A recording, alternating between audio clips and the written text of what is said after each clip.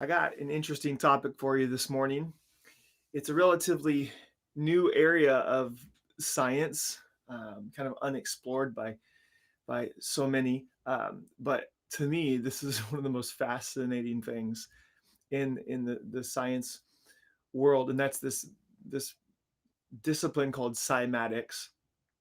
But it's basically just the visualization of sound. And I'll show you. Let me see if I can get this to work. Um, let's see. I'll show you. Oh, it's not going. Here, let me try this.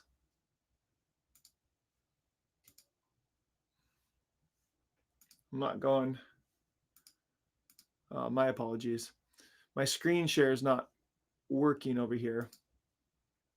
However, I'm going to try one more thing here. Let's try this. Yep, that's not working. Okay, anyway, you might want to just type in cymatics, C-Y, Matics, cymatics, and there's a rabbit hole you could go down and look into it. But it's basically what they do is they take a metal plate, they sprinkle sand on it, and they have a speaker that you can focus certain frequencies on that and vibrate that metal plate.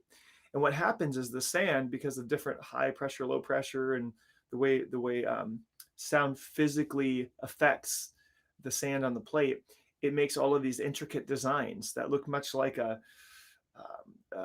tile or a rug or some of the fancy designs that you would see on different art pieces. And they're very geometric and beautiful. The higher the frequency, the more intricate. The lower the frequency, the more simple the design. And yeah, so I'll let you do a cymatics introduction on your own. But as I find myself geeking out on that a little bit as a musician, I'm brought to Colossians chapter 3, verse 16. And you might be going, where is Matt going with this? Cymatics? Is he going off the deep end? Well, I want to point you to this. And to me, I love this idea. I love this concept. Colossians chapter 3, verse 16 says, let the word of Christ dwell in you richly in all wisdom. The word of Christ. Now that the word there is logos. The logos. Let the logos of Christ. And logos is it's an interesting word because we don't really have a word that kind of captures this idea very well. But it's, as I'm looking it up here, a word uttered by a living voice embodies the conception or idea, what someone has said, the sayings of God, a decree, a mandate, an order, the moral precepts given by God. But it's basically the voice of God, the sound, and what the voice and who the voice represent, the logos of God. And we know that Christ is the word, the living word.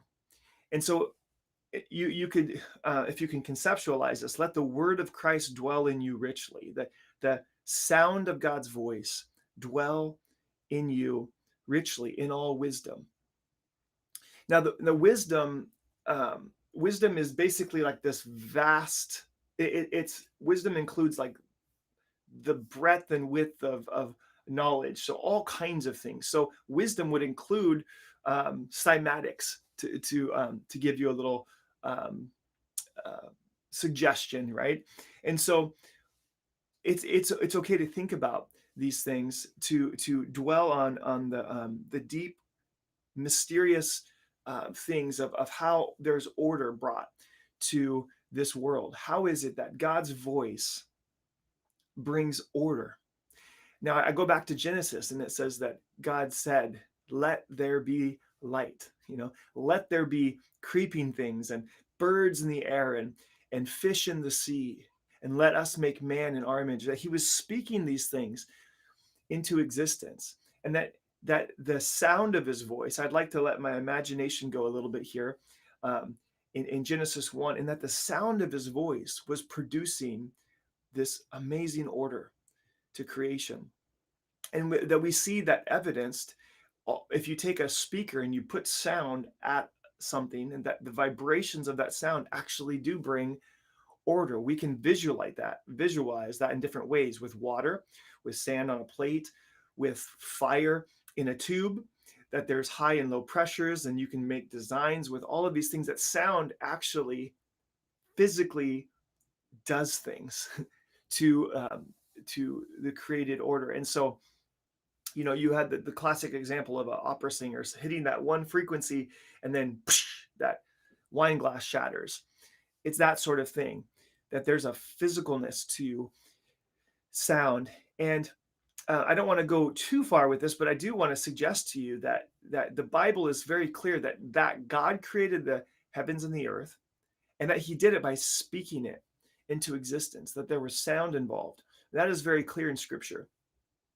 So let the word of Christ dwell in you richly in all wisdom, teaching and admonishing one another, that when God's voice is resonating in your spirit, that there is a teaching that goes on there, that it not only equips us, that it teaches us as that he is our tutor, the Spirit of God speaking the logos of Christ into our spirit, that it teaches us, and that it actually makes us teachers one to another.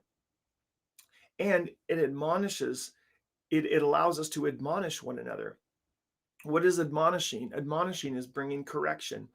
It's changing course. It's organizing. It's bringing order to where there is something out of place, right?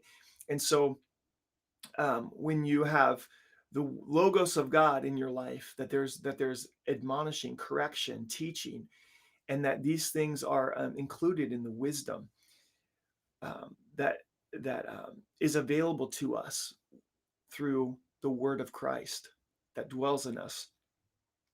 And then it continues in this as Paul is speaking to the Colossians, in this very audible sound uh, kind of um, reference here, I guess you would say. And that it says, it's kind of a strange thing when you think about wisdom and teaching and admonishing, and then he jumps right into psalms, hymns, and spiritual songs. But when you look at it in the idea that the logos of Christ is dwelling in us, that the speaking, the voice of God, and then you what does that cause but us to sing psalms and hymns and spiritual songs?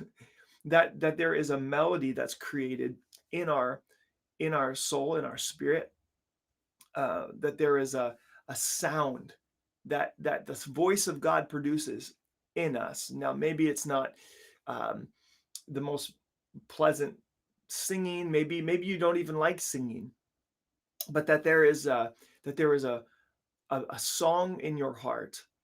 Now, I think, just my opinion here as a vocalist and as a musician, that God has created all of us, um, to one degree or another, to be um, engaged in singing and song. And now, because of our background and our environment, maybe we didn't learn, and we didn't exercise those uh, those muscles, the musical muscles in our life. We didn't have the opportunity to. But I do think that one of the ways that we image God, and different people have expressed this differently, but that the song is important to the human experience. And so God is God has given us his logos, his song, and that it would even be a way that we fellowship: psalms, hymns, and spiritual songs, singing with grace in your hearts to the Lord. You can sing with grace in your heart even if you can't sing. Singing with grace in your heart is something that's far deeper, and I would suggest even more mystical than actually just singing the song physically, your vocal cords doing it. But that there's something that's transcendent about the song in your heart to the Lord. So may the word of Christ dwell in you richly. And should you decide to go down the rabbit trail and look at what is this stuff that Matt's talking about, this cymatic stuff, may you not be distracted by it, but may the wisdom of God dwell in you richly, teaching you, admonishing you to bring order into your life. Where there's chaos, where there's just random splotches of sand, may His word bring order and design to every part of your life so that we would be prepared for heavenly glory by the grace of God. Remember, we are not saved by works, but by grace. It's all about Him. It's all about what He did for us. And may our lives be conformed to His beautiful, wonderful image, the image of Christ, the Logos of God. God bless you today. And until next